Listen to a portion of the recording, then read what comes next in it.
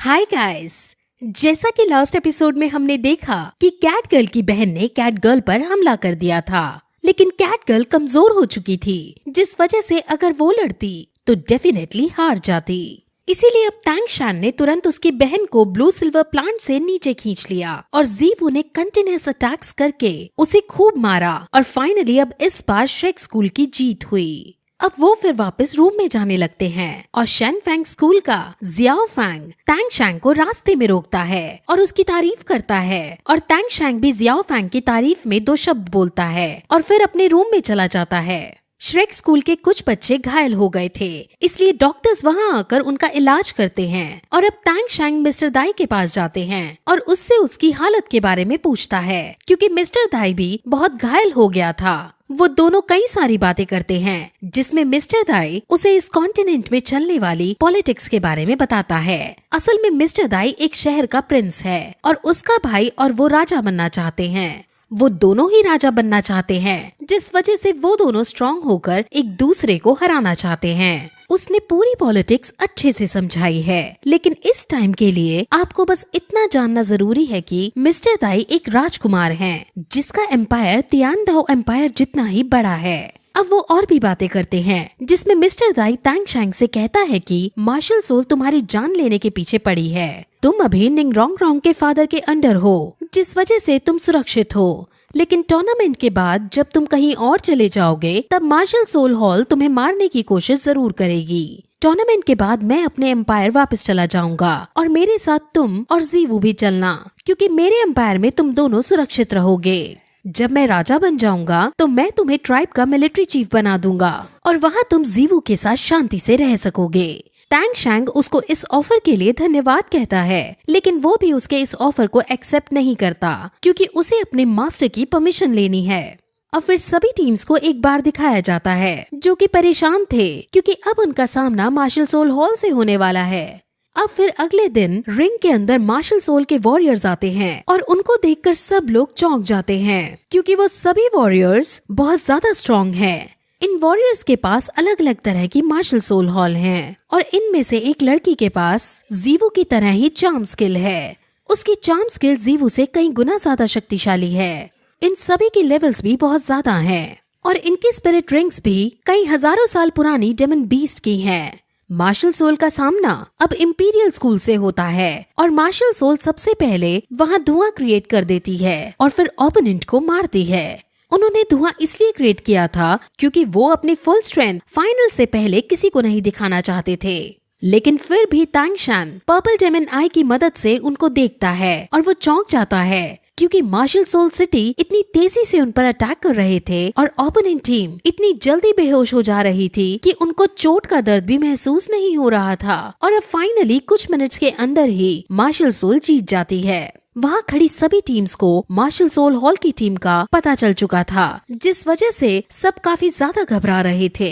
अब grand master अर्लोंग और दीन से इस बारे में बात करता है, लेकिन वो लास्ट में ये कहता है कि वो श्रेक स्कूल को खतरे में नहीं डालेगा, इसलिए वो एक बैकअप जरूर तैयार रखेगा। ये बैकअप क्या है आपको बाद में पता चलेगा। अब फिर ऐसे ही कई सारे मैचेस होते हैं और कई सारे टीम्स कई सारे ओपोनेंट टीम्स के साथ लड़ाई करते हैं और फाइनली अब सिर्फ 3 टीम फाइनल में पहुंच पाती हैं। इन 3 टीम्स का नाम Marshal soul Hall, Shrek school और शैंग फेंग स्कूल है। अब रात को हम टैंग शैंग को देखते हैं, जो सो रहा था। उसको बुरे बुरे सपने आ रहे थे, जिसमें पहले तो वो अपनी माँ को देखता है, जिन्होंने टैंग शैंग को बचाने के लिए खुद को सैक्रिफाइस किया है, और फिर तुरंत वो जीवू को देखता है, जो उससे दूर जा रही है। इससे डरकर वो तुरंत उठ जाता है और बालकनी में सांस लेने को जाता है, लेकिन तभी वो वहाँ ग्रैंड मास्टर को देखता है, जो चांद को देखकर गहरी चिंता में डूबे हुए थे।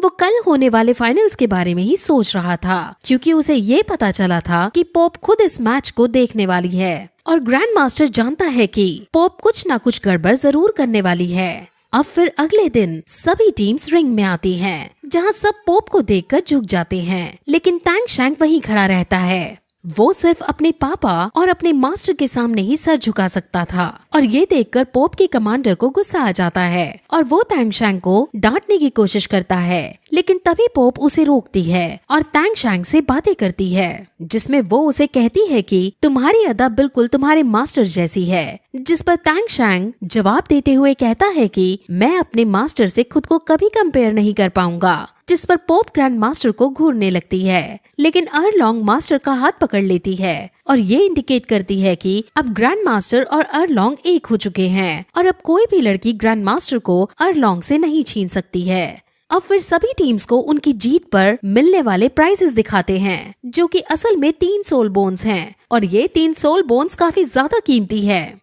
ये सोल बोन्स जीतने वाली टीम के लीडर्स को दी जाएंगी और ये इसीलिए अब सभी टीम्स एक दूसरे से लड़ने के लिए उत्सुक हो जाती हैं, क्योंकि सभी लोग इन सोल बोन्स को किसी भी कीमत पर पाना चाहते हैं।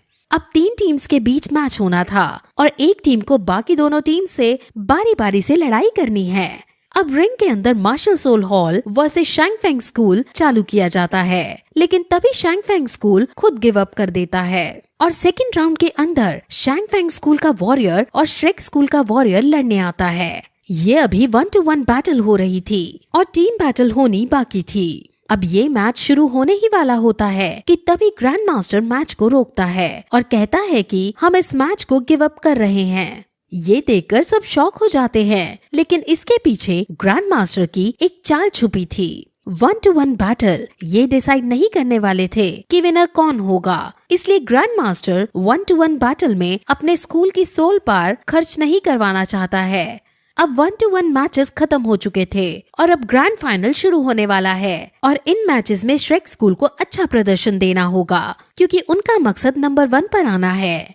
अब फिर आज शाम को शैंगफेंग स्कूल और श्रेक स्कूल के बीच फाइट कंडक्ट होती है और शैंगफेंग स्कूल इस मैच में तैंगशैंग को हराना चाहता था और वो इस टूर्नामेंट में फर्स्ट या सेकंड आना चाहता था। दोनों टीम एक दूसरे के सामने आती हैं और एक दूसरे पर हमला करती हैं।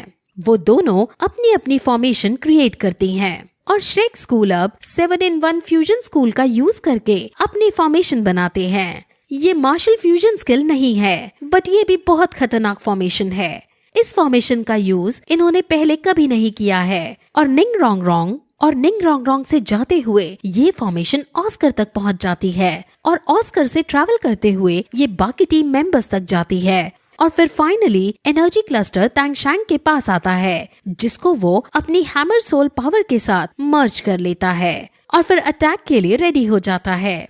ओपोनेंट टीम श्रेक स्कूल की इस फॉर्मेशन को देखकर चौंक जाती है, लेकिन तभी वो नोटिस करते हैं कि इस फॉर्मेशन की शुरुआत निंग रोंग से हो रही है और वो इनमें फाइटिंग में सबसे कमजोर है, जिस वजह से वो निंग रोंग और ऑस्कर को टारगेट बनाकर उन पर अटैक करते हैं।